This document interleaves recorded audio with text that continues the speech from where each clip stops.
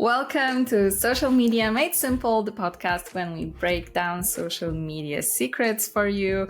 My name is Elisa, and today I am joined by Kendall Breitman, the community manager at Riverside FM.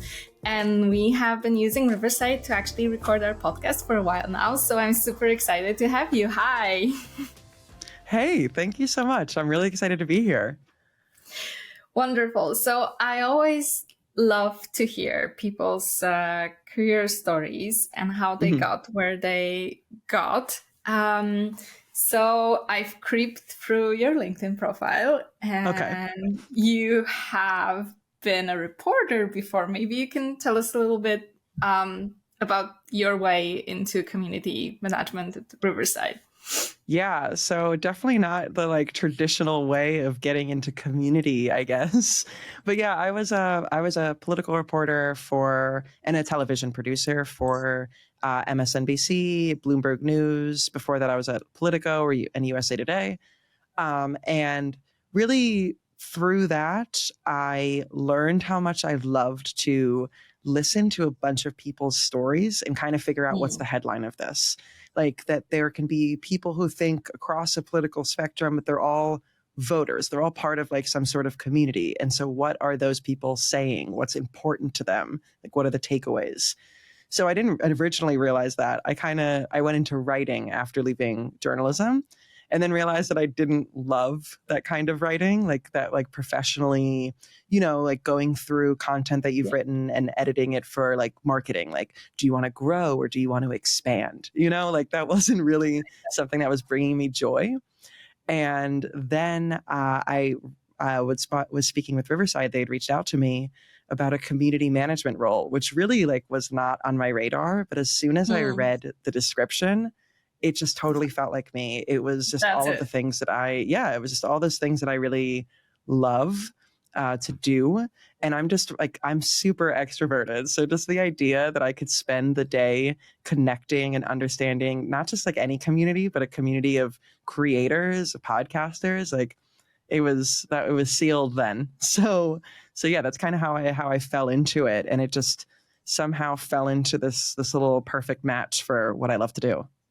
Yeah, and it is a perfect match because interaction with you is the pure joy. I can testify to that. Thank you. And I was thinking about it that when I was a little girl, I loved radio shows. My mom would have the radio on all the time when she was doing house chores, and I was listening to the radio, and I really loved the radio as a kid. And I think now kind of podcasts have become this new radio. Oh, yeah. The cool option that you can actually be the host, you can be the creator of that show, which is, I think, amazing overall. It's really cool. I mean, I have a whole theory about this where it's like we ditched radio and then we end up coming back to it later. Like all of these things kind of cycle. Like right now, everyone's ditched cable and we're all buying these individual packages for channels. And one day someone's just going to bundle them all and reintroduce cable. Things just kind of go through these life cycles, almost like style and fashion does the same. It's cool because when they come back, like what you're saying, they come back in this new iteration. And this time it's that kind of like a radio, but everyone can have a microphone, Yeah. But it's funny, oh guys, how about this idea? We talk to interesting people. Exactly. Yeah. And it's like we all have our little NPR show. Yeah, exactly. And on that note, I guess the conversation I want to have with you a little bit is when it comes to brand awareness, brands are looking for tools. How can they get to their clients, their customers? How can they increase brand awareness? So it kind of is like, oh, everyone needs to have social media. Everyone needs to have a community. So does everyone need to have a podcast? From your perspective and experience, who can benefit most from investing in having a podcast? Yeah. So right now I've been kind of saying that like that branded podcasts for me are the new kind of branded blog. There was a point in Hmm. time where we all kind of realized that we need to have a blog on your website for SEO purposes, for kind of getting the personality out about your business or your brand. That for me now is a podcast. And Hmm. there are a lot of different benefits to it, which we can get into. But when you're saying who should have a podcast, I think every brand can and should. The only time that I'd say that you shouldn't is if you really can't commit to it. Like if you're just going to put out a podcast that you're like, we'll post every once in a while and there's not really any dedication to like, let's make sure that it sounds good, looks good, any of that, then that's not a good look for your brand, right? Hmm. But if And it's a you waste of like, potential. Hmm. exactly, and you could be like, honestly, you could be putting your efforts somewhere else that you're actually invested in. But and I by say invested, I mean time than money, because things like Riverside, what we're recording on where I work, makes it so that it's much more accessible to start your own podcast. You don't need a studio, but I mean the investment of time. So I think that any business should benefit from would benefit from a podcast, but not everyone should, only because of that factor of like really needing to make sure that it's a proper reflection of your Yeah. brand or business. Um, and I guess that leads to the next question, where you named already one crucial element. Like, what makes a successful podcast? You Mm-hmm. make actually you actually make episodes, which is harder than it seems. Exactly. But what else would you say is what makes a successful podcast? I think that it comes down to knowing, like, kind of knowing your like knowing what you want to do with your podcast clearly. Like, if you're doing this for a brand or business, like understanding what the goals are, what message you want to get across. But then equally important is number two, knowing what your audience wants. Like, who are your potential listeners and what would they actually want to listen to? Yeah. I think that is what makes a successful podcast. It's the places that really understand what they are trying to do with it, and then also are not just kind of creating an idea in a bubble, that they are actually responding to the kinds of things that would interest the people that they're hoping to kind of turn into clients or customers. Mm. And then on the other side of things, what would you say, or let's say three things you should absolutely avoid when you're starting a podcast? And I think regardless whether you're doing it for a brand or maybe you are a creator Mm-hmm. and want to start. Yeah. So first, I would say to the like a three bad things to kind of do. One would be having bad audio. Like, you could be creating the best podcast in the world, you can have the best content, but if I don't want to listen to it, like if it's difficult to listen to, then then that kind of, it doesn't do anything for me. Like, you need to be able to get the right mic or anything, like make sure that what people are listening to. I mean, I listened to a podcast a few days ago and there was somebody on a phone interview. And it was just this part that it's just like the speakerphone kind of tinniness of that. Like, I don't want to Yeah. listen to that. I don't want it in my ears. So that's definitely the first. And then I would also say that people sometimes want to go into podcasting. They'll say, I'll talk about anything and everything. Mm-hmm. Like, you need to have a focus. And maybe your brand is the kind of thing that you're like, oh, I talk about I have talk about so many different things, but like kind of narrowing it down, people want to know what they're kind of getting themselves into, and people are loyal. Like, if you're podcasting one day about cooking and then the next day you're podcasting about movies, it's like, I don't know how to, like, it doesn't really like create loyalty and retention. So Mm-hmm. and then the third I would say is also like in adaptability. So making, like, you need to be able to respond to what people are saying, what your listeners are saying, what they're thinking, what's not as popular, what's more popular, and just be able to adapt to that so that you can like iterate, so that you can create a podcast that really speaks to people and develops over time based on what people's feedback is. So I'd say those three Yeah. things. Absolutely. And I want to kind of have a follow-up question, or I guess a mini rant on the Yeah, go technical for it. side.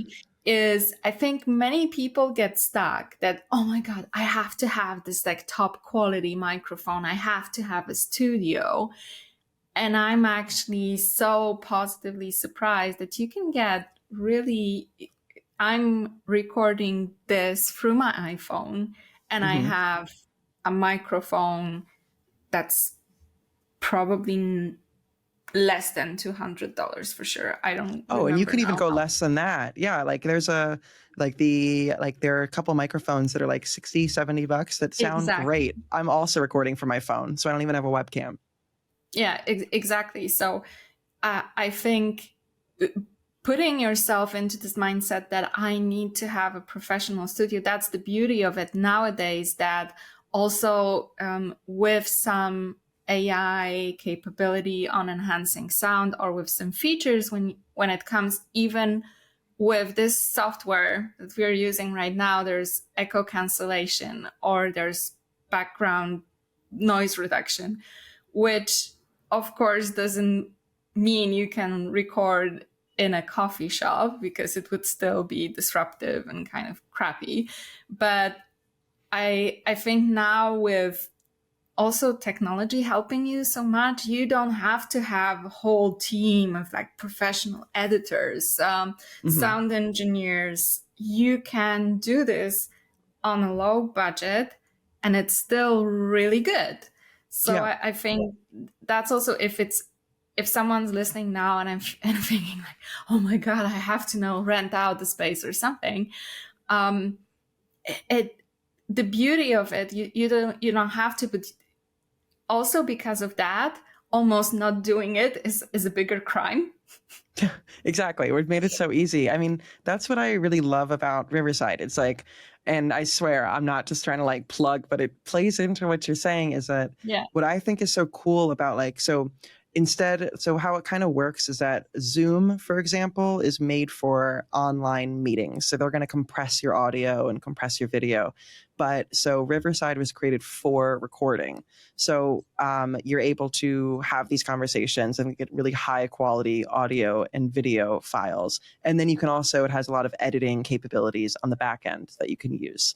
But what I think is kind of the coolest about it is that when you create these online studios and make it so that somebody can hook up a $50 microphone or something and just kind of use their phone to record, it opens up for so many people to tell their Yeah. stories. And when we do that, it means that we get to hear more stories. And as somebody that works in community, like that's the best way to connect with people, like to hear them and understand them in that way. So I think that that's kind of like the beauty of podcasting, is you get so many more stories from more perspectives, not just the radio hosts that we're kind of used to when we were talking about radio before. Yeah. Although a pro tip, you still need to educate your guests. So I also do a second podcast outside of Napoleon Cat, and we do it with friends.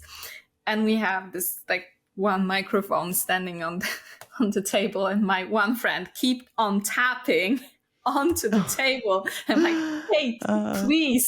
My This is God. recording. You cannot constantly tap, but she kept on just like tapping. So for all the people who loved kind of the ASMR things, Oh yeah, that perfect for that. Yeah. perfect for that, not for the conversation. So still educate your guests on what to do and what not to do in front of a mic. Yeah, a pro tip that I like to use is I always like take something from a desk and kind of like makes no noise and kind of like fidget with it a little bit under my desk, just because there's kind of that in like when you're sitting talking to somebody, there is kind of that natural want to do something, like to kind of Urge like to use, fidget. Yeah, and so that's been my helpful pro tip, is like yeah, having or the a pro tip: get a soundproof fidgeting yeah, get a possibility. soundproof fidgeting thing. Fidgeting thing. We're here for all pro tips. So, as a community manager, for sure, you're connected to amazing people. So, I want to pick your brain. What are your all-time favorite examples of podcasts? Who do it right? Who engage with the audience or stand out in a way, and why they are so special? Yeah, so I would say that I try to listen to like a new podcast every day from our community. And but the examples that I'm going to give are actually like bigger ones, only because I think that they've been able to kind of get there because of also like how they're doing their podcast. So I'm mostly focusing on social media because we're here.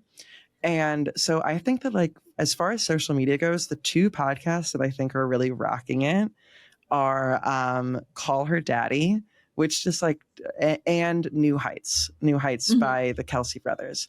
So the reason that I'm saying both of them is because they are really leveraging social media in such an interesting, cool way. For example, like Call Her Daddy puts out like teasers for episodes, and she'll put out just all the questions in a row. So it'll be like, why did you do this? Nice. What did you do that? And she cuts them and then kind of cuts to the guest and they're just opening their mouth to answer. And then it just says, watch the next episode. And it's just so smart. It makes me want to hear the answers to those questions. She also leverages kind of like doing behind the scenes content or a funny thing with every one of her guests that relate to who they are. So you get more of that content out of them. And then for New Heights, it's just like the stuff that they're putting out is really just creating this brand that I've never listened to the show in full, but I understand the vibe of it. I understand the kinds of things that they're talking about. And I want to listen, although it's on my list, because it's like the things that they're putting out makes me want to watch more. It makes me feel like I haven't gotten the full conversation. So I'd say as far as social media and podcasting, those are kind of the two that I would be watching. Awesome. Thank you. And I didn't know them, so now I need to go and see. Yeah, they're like Call Her Daddy's more like Hollywood, like it's like celebrity type of thing. And New Heights is more football, but obviously it got a little bit more traction lately because one of the hosts is now with Taylor Swift. So, you know, everything comes together. Yeah. That guy. Yeah, that guy. Taylor Swift's boyfriend. Any football fan who's listening to this right now is like going crazy. Because he's like a legend in his own right, but I will now refer to him as Taylor Swift's boyfriend, and I'm so sorry about that. Yeah, well, too bad, right? What can you do? This is girl power. What can you do? Yeah. You have either that or you're not her boyfriend, so. Exactly, and you'd rather be. All right, so I'm wondering also about interaction with the audience, because that's that's kind of tricky. I feel that's something like we kind of want to have. Also, it's the same with social media. You want it's all about engagement. You want to have that interaction, but do you have any good tips on how to move that, how to engage with your audience? Because of course, like if you have a great podcast, the audience will follow. But do you think you should actually like encourage running questions, Q&As, and you know the stuff? Yeah, I would say that never underestimate the power of like an individual interaction. Like if somebody is listening to your podcast, tags you or responds to your like a post that you put up about your podcast, engage with them. Don't just say thank you. Say like, hey, I do this with Riverside. So if somebody will reach out and say like, I love this platform, I will make sure to like, I always check our DMs and I'll make sure to say, hey, I love to speak with users. I'd love to learn more about you. And I send them a link to chat with me. You might not have time for that, but like I found that every time that I have that kind of interaction, those people are much more likely to respond to stories and like later on. They're much more likely to like things and comment on things because it feels like a person's behind it. The cool thing about podcasting is that like you really get to make that individual connection because there's a host. You get to hear, like unlike a blog, you get to hear how they speak, when they laugh, like you get their vibe, right? So to continue to have those human interactions on social media, only makes that connection with you stronger. And those people are more likely to tell their friends about your podcast or post about it again, because you don't want to just feel like you're posting out into the ether, right? So like, I would recommend taking advantage of every interaction that you have. So whether that's a Yeah. call, whether that's just asking them a few questions, I would recommend that for sure. I also would say that beyond just engaging, the way to grow, like a kind of secret way, because people usually rely on social media for growing their podcast. I would say the secret way of gaining more traction for your podcast is actually guesting on other podcasts. Because if you think about it, just like the journey, like I'm scrolling on Instagram, I'm not in a mindset where I want to jump off of Instagram and start listening to a podcast. So instead, you're actually catching people where they are. They're listening. They're like, oh my God, we've all heard guests where we're like, oh, I love like the way that they're speaking about this. I love their tone. I love the vibe. Like if you can find that with somebody and you can interact with people on a podcast and they're already listening to podcasts and maybe it's connected to your niche, it's just a perfect way to bring in more listeners. So recommend doing that. And I would absolutely agree. Although I think also being featured on a podcast is such a great way to promote your personal brand or your brand. I was so many times I was listening to something completely randomly, and then I was like, oh, this is a very interesting person, because I think that's also the magic of podcasting, that you get to showcase your personality, and people get drawn to the charisma, to the story. You get to share something beyond, oh, like this is me and my brand, because you get to see a little bit of the person. And I think the more approachable the person is, the more likely you are to go into the show. Like I'm actually, when I'm invested in someone on a podcast, I would go into the show notes, check out the links, and I would actually go on them. So this is the kind of engagement like all marketers like want to have, right? Exactly. And it turns your brand into more of like a human in a way, you know, like whoever you're having hosting, like they're representing that, like the tone that you want to put out, the messaging that you want to put out. So it just like you're able to connect in such a different way than really any other medium, which is what I love about it. And you dive into conversations more. Like when I worked in news, if I were to have an hour-long conversation with somebody, like maybe like 5 minutes of that would come out, you know? Yeah, you're able to just really like dive in more with people. Yeah. And I think for me personally, and I know like coming from a person who like works in social media, maybe it's not the most fortunate, but I do think that podcasting is still more authentic. Because on social media, we do put in snippets and it's all supposed to be like, you know, nice and fun and engaging, and it's very attention grabbing. Okay. But I do enjoy the more raw side of things. I don't necessarily think it needs to go like super deep or super dark, but it's for me, when you have a conversation with someone that goes like 20 minutes, half an hour, you get to see who they are about. And it's I think more relatable in a way. Yeah. Oh, absolutely. Totally agree. And as the extrovert that I am, I just enjoy it for that way too. You know, it's just like, it's nice to be able to have a conversation and like be able to get to know somebody that way. So we went a little bit philosophical here. Yeah. And now a little bit more practical.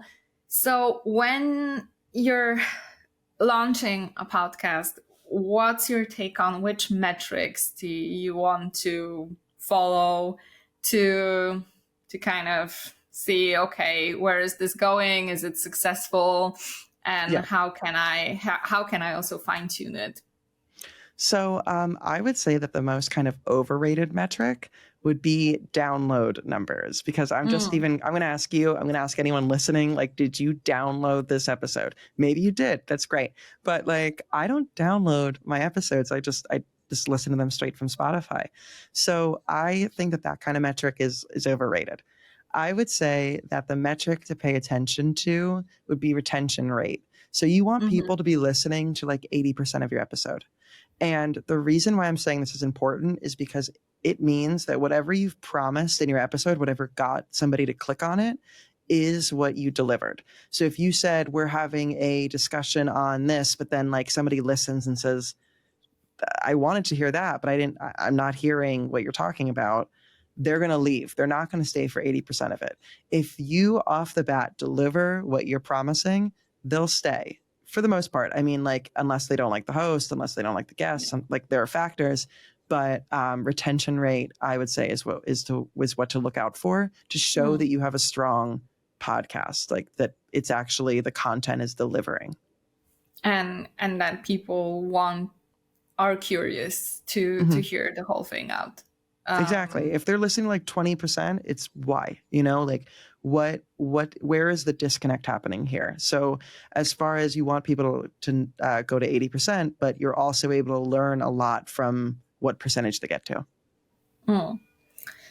And now the questions of all questions. So I read this somewhere that 90% of podcasts don't go beyond 4 episodes. So how to stay consistent when it comes to this schedule? Yeah. I would say 2 things. One is about like making a schedule that's consistent to you. And then the other is about batching. So first, consistent schedule for you. You don't need to post your episode once a week. I mean, like there's no rules in podcasting. You need to be consistent. People need to know what to expect from you. Maybe it's once a month, maybe it's bi-weekly. Like that is something that you need to figure out what you can lift.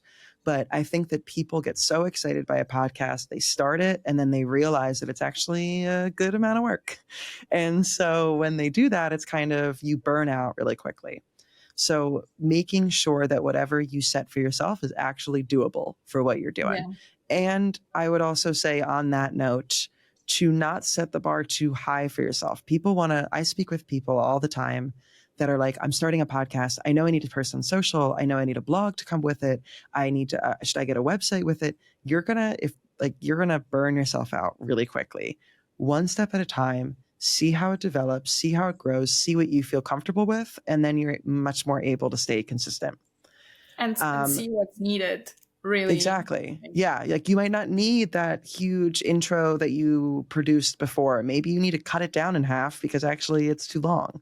So knowing that, and then the second thing that has now slipped my mind, but oh no, what was it? There was the second thing that works for you, and oh no, it just slipped my mind.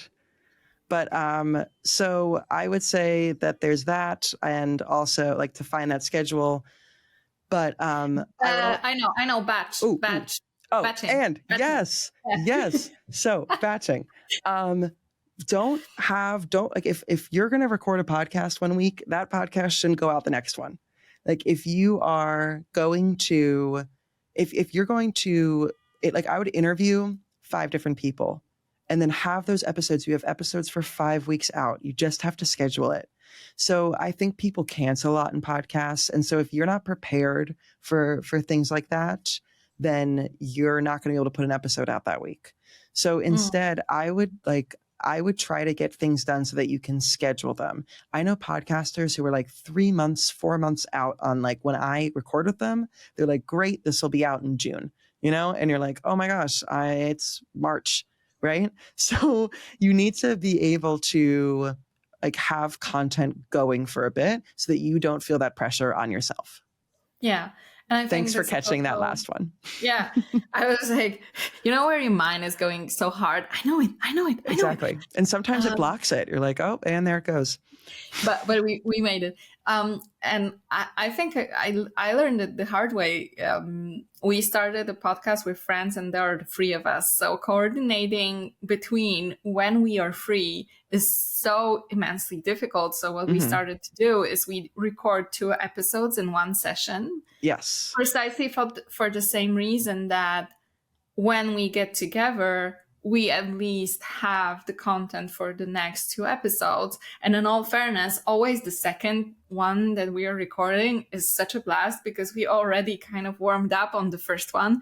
So we noticed that the second one we're batch recording is usually super flowing, really nice, because it just kind of we got going. So I think that's like really good. Yeah, it really gets you into, I agree. I think that when you record multiple episodes in a day, if you can do it, you'll notice that by the second, the third, your personality, if it's not out by the first, is like really, really out to play by the second and third. Yeah, and then always have a plan B. That's also my take on it. Always have like, what if the guest cancels? What if I don't know, you get really busy, you get sick, you need to have that kind of thing going. But also, I personally say, like, okay, if you put out an episode on Tuesday instead of a Monday, you know, it's fine. We will survive. But yeah, it's like, you know, I consistency is important, like in the way of like what your users expect. Otherwise, it's also just in the way of like making sure if you're going to track your analytics that you're comparing apples to apples, you know, like if you're posting one episode on a Monday and one on a Thursday, can you really compare those numbers? In some ways you can. And then in some ways they're different because it's just you're catching people at a different time in their week. Yeah. Or you like, how engaged is your audience, and do they demand, you know, does it cause anxiety, which is in a way like so super sweet that people reach out to you like, hey, there's supposed to be an episode. Hi. Yeah, it is really sweet. Yeah. So this is actually where we want to go, right? So we have this in social media. Every year there's like a new trend and everybody's jumping on it. So would you say it's the same for podcasting, and what's the hot thing for podcasting in 2024? I would say that the two hot things are, one, having video for your podcast. People still think of podcasts as audio only. And I'm not saying this, like, I will admit I'm not somebody that's going to watch a full podcast on YouTube. But I discover podcasts based on those like 9x16 reels that people will put out of their shows. So it's not particularly for the need to watch a podcast. It's about being able to market and promote your podcast through those videos. So I'd say video podcasting is one of them. And then I think that the trend right now is less about growing your listenership and more about creating a community. So and that goes a lot back to what I said before, like never underestimate the power of interactions, that instead of just having listeners, people now see the value in having a central hub or a way that they communicate. It's just, there's kind of this feeling of that people are picking up on, of people who listen to the same podcasts feel connected in this way. So it's about creating those kinds of communities. And it's easier to do that in podcasts because you have a host and like a theme to go around. You know, everybody that's listening to a podcast about podcasting, for example, they're all probably podcasters, you know? So like you already have this kind of shared thing, and because you're already listening to this one host and that you love the way that they speak, you're also more likely to like joke around with each other and be at like the same kind of eye level, just because you're creating these communities of practice. Kind of gather like-minded people together. And the video trend is actually the perfect segue to the question about content repurposing and what, like, putting it out not only on the traditional platforms, although I recently noticed that even on Spotify you can have now the video kind of playing in the background. And I recently watched one podcast that I used to love to listen to. I actually watched because it was there. I didn't even think about it. But I think we touched base already on like creating reels from the podcast episodes. But do you have like some good tips on how to incorporate this material into your social media strategy? Yeah. So I would say that my big tip is don't rely only on your reels. So you can, or don't rely only on clips from your show. That's my big recommendation. Mhm. Try to give some sort of balance in the way that exactly what I was saying before. People connect with hosts. So while they want to see a clip of your show, another day, like show up on your stories and talk about what you loved about the episode and why you think that it'll be great for your community to listen to. Like show more of your personality. Again, the more ways that people can connect with you as the host, as the brand, the better. So I would say that that is my big tip. I would also say never underestimate the power of your transcript. So for Riverside, when you record, you get an AI generated transcript. Yeah. And so I've taken parts of it and plugged it into ChatGPT. I mean, I'm a writer, so I am not usually going to take just the prompt from like an answer from ChatGPT untouched, but I can take it and say like, what's a title, SEO optimized title that you would give this Yeah. episode, and send the transcript. What are some ideas even for a social media carousel for this? And so using the transcript as a way to create more content is just, it's a really powerful shortcut. Yeah, I really love it because you can use it also to create the show description, Mm-hmm. the post captions, all sorts of stuff. I also, guilty as charged, do Yeah.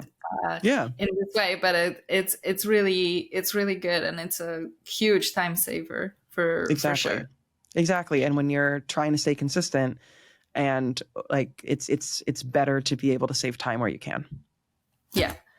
All right. So we are almost at the end of our conversation, and each time at the end, we ask our guests some personal questions. Nice. So, what is your favorite social media platform and why? I would say I really like TikTok, only because I like being able to control my algorithm in this way. Like if I'm Mm. not interested in something, I like being able to click not interested.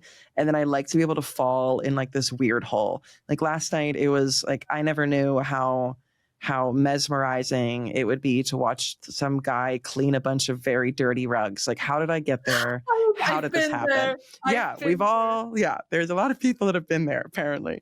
So it's just like, how am I doing this? How did this happen? And I like that it's not about followers in this way. Like I can see I can see videos of people that are like talking about anything and everything and, kind of jump from one to the other. And it's not my friends. It's just like content created. So yeah. TikTok, get Yeah. random stuff. TikTok, carpet cleaning. That is my favorite little corner of the internet. No, but I mean, TikTok made me cook a bunch of cool stuff too. And I've personally haven't used it yet, but I have people swearing by for travel, like reviews of places. They don't now Mhm. go on Google. I'm an elderly millennial. I go on Google Maps and look at reviews. Kids nowadays go on TikTok and look for reviews on TikTok. So yeah, Yep, I've been there for sure. it's not only carpet cleaning. Exactly. You can do more than clean carpets on TikTok. Did you know? Okay, so what do you watch, listen to, or read right now that you could share with our listeners? So embarrassingly enough, I'm like a reality television fanatic. So I am always just watching reality TV. I wouldn't recommend that to your listeners though, because like you shouldn't be killing your brain slowly like I am. Good I production usually, like it's attention Oh, grabbing. You can get it yeah. builds a story. Yeah.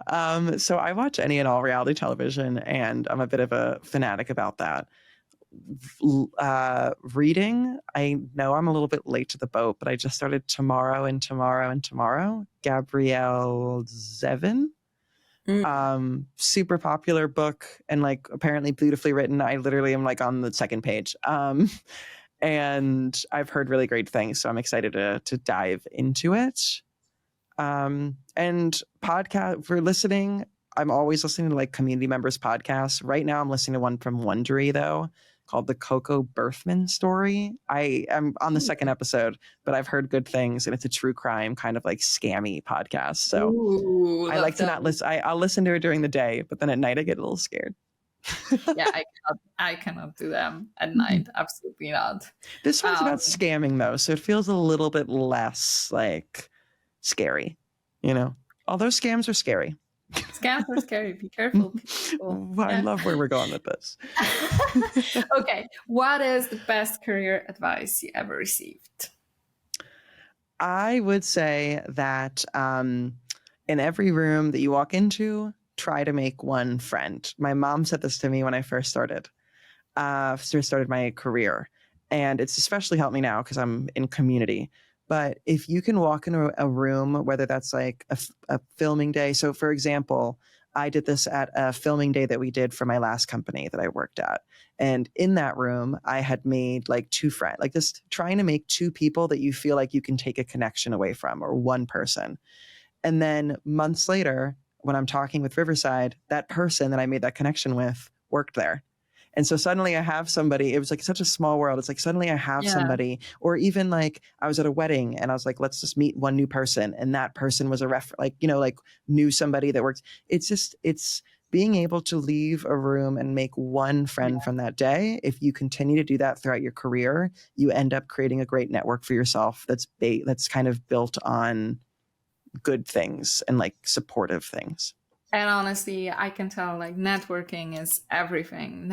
Once you realize you lost your network, that's when you realize how networking important is, and you never know. It is, I have met people and like had connections that have proven to be of some sort of benefit to me in the most unexpected ways. Yeah. In the most unexpected times. So yes, 100 times yes to that. Thank you, Mom, for the advice. Yeah, your mom knew what she was doing. And the most critical question of all, cats or dogs? I'm a cat person. I'm a cat person. My wife is a dog person, and so this continues to be the divide in the home that we will not overcome because both of us are very set on our opinions. But yeah, cat person, put me down. Cats, team cats. So you are the second guest that's team cats. We had a lot of team dog people. They're usually team dog people. It's controversial to say team cat, but like, you know, I can't help who I am. We love all of them. My guilty pleasure recently is watching a guy that has a little pig. And he feeds it watermelon, and she makes the most adorable sounds. So, and if you put that pig eating watermelon on a dirty rug, then that is just like top TikTok content. Then you sold me. That's the end of the internet right there. I am following that. Yeah, for sure. All right, so let's wrap up the conversation with the pig. The pig on a dirty blanket. That will be the title for the episode. I'm kidding. Maybe ChatGPT will give it. If you put the transcript in ChatGPT, maybe that's what will happen. The pig in a dirty blanket. Exactly. Oh, the conversational podcasting. So thank you for anyone who's made it to this point. Thank you so much for bearing with us. Thank you for being my guest today. And for everyone out there, thank you for tuning in. If you like this episode, of course, we encourage you to check out the other episodes, subscribe, and follow us on social media. And until then, have a terrific time.